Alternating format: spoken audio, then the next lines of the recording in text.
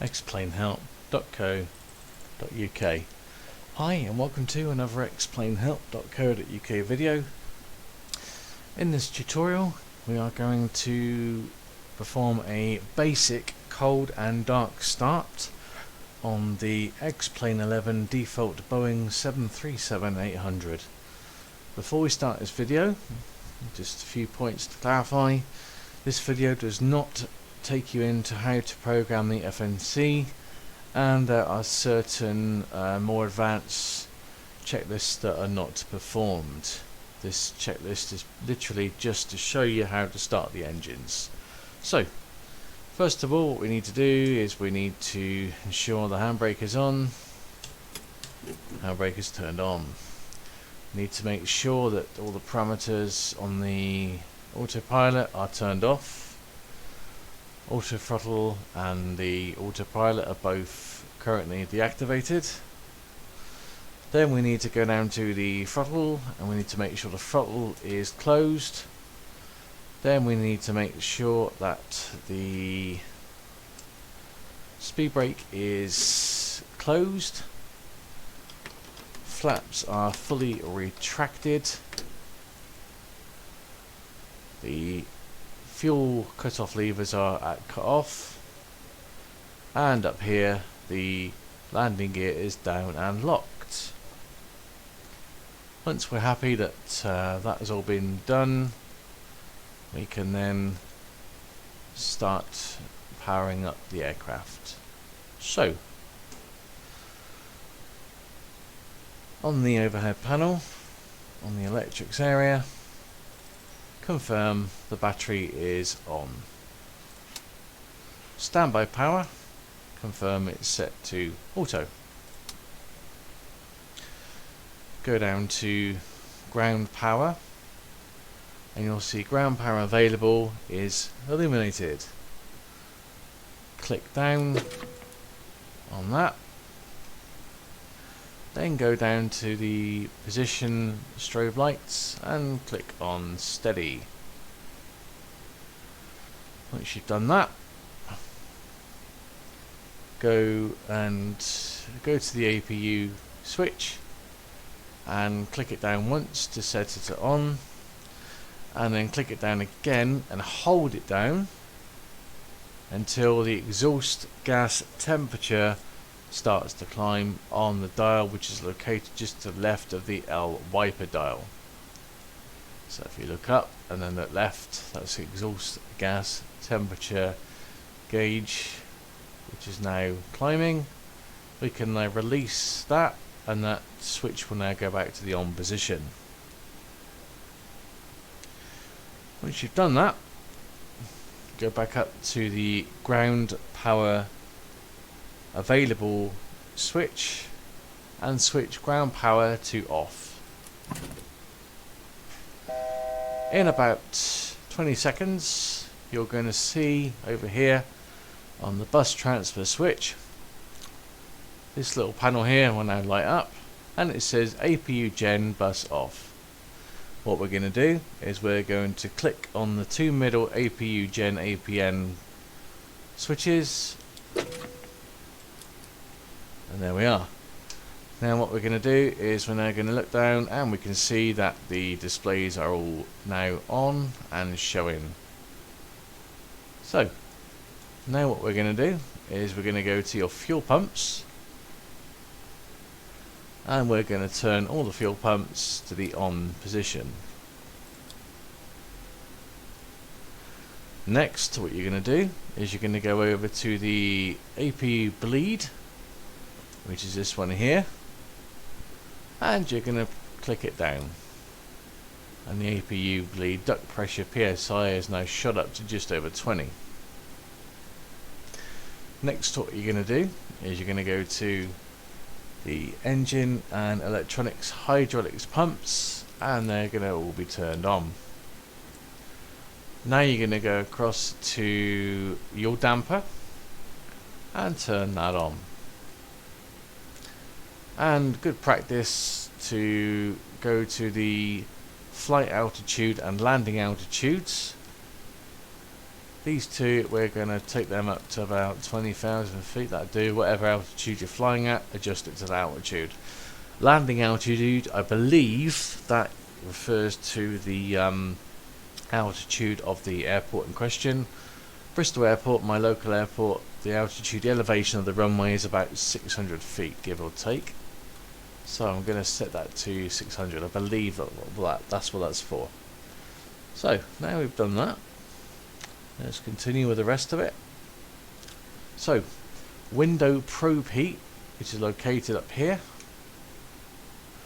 Let's click on that one, and the probe heat, which is basically your pitot heat probes on the front of the aircraft, turn them on as well.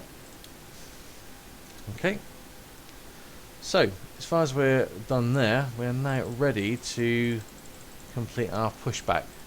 Now, little note for you here. So let's have a quick look outside. So outside, here's our stand. Now, there's a aircraft over immediately to our left, but there's nothing on our right. But unfortunately, you have these Jet2.com airport vehicles here.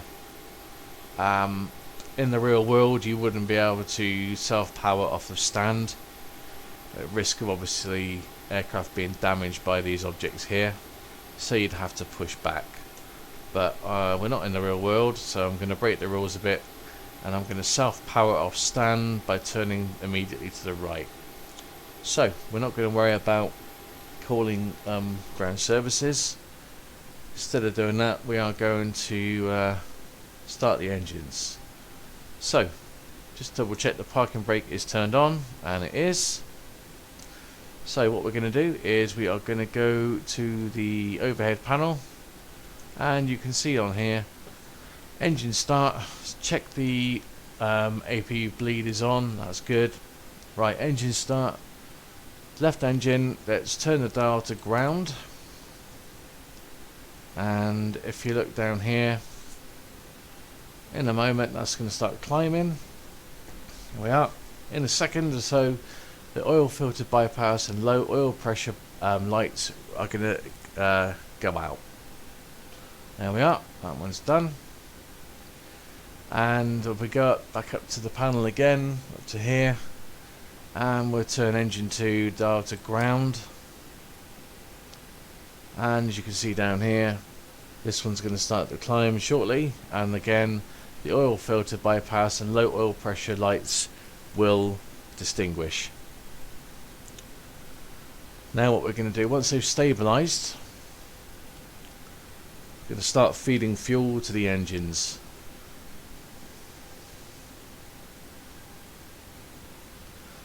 Okay, engine number 1, the left hand engine, we can start feeding fuel to that. So go down to your cut off lever and set your lever to idle, and there we are, the engine's now spoiling up to idle. Same thing with this one. Oh, sorry. There we are, that one's now spoiling up, and now we've got two engines that are powering up nicely. What we're going to do, we're going to let them power up and we're going to let them stabilise. Should be about exhaust EGT of 544, and there we are, that's good, 21 on that one, lovely job. Okay, so that's the engines now started.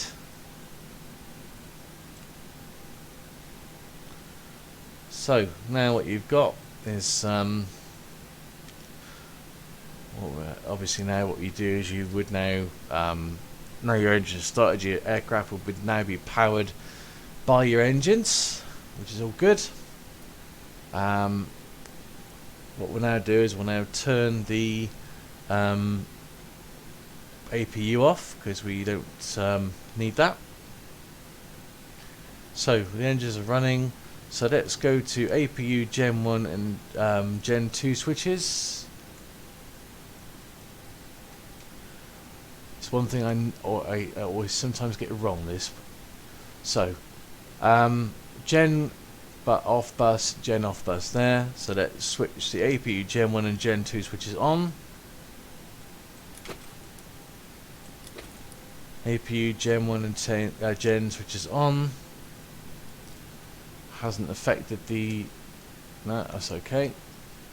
So let's now turn the APU Gen switches off. APU generators, these two switches here, let's turn them off. Has that affected the display? No, that's good, they're okay. Good stuff. So now we're going to turn the APU bleed switch off over here. That's good. Confirm that's not caused any problems down here. No, it hasn't. That's good. And finally, the APU start switch. Let's turn that off as well. And again, double check that this isn't causing any problems down here. And that's all fine. Good. So, the APU is now turned off, and the aircraft is now powering under its own steam, so to speak. So, let's switch the taxi lights on over here. That's good. And we're going to set the trim to 10 degrees. So your trim is down here. 10 degrees. Flaps we're going to set to 5 degrees. There we go. I think that's 5, isn't it? No, it's like one more. There we are. 5 degrees. You can tell what your flap setting is up here as well. So we've got, there we are. There's your flap setting there as well. So you, when you're flying, obviously, if you have got your hand on the flap lever and you don't want to keep looking down, you can look on there. Okay. So that's all good. So what you'd obviously do now is you'd have tuned into the airport ATIS. You'd have spoken to air traffic control, and you'd have programmed your FMC. And as a result of all that, you'd know what runway you were taking off on. You'd know what bearing you had to fly. You'd know what speed you had to maintain. All that information would be in here now, and you would now be ready to set off.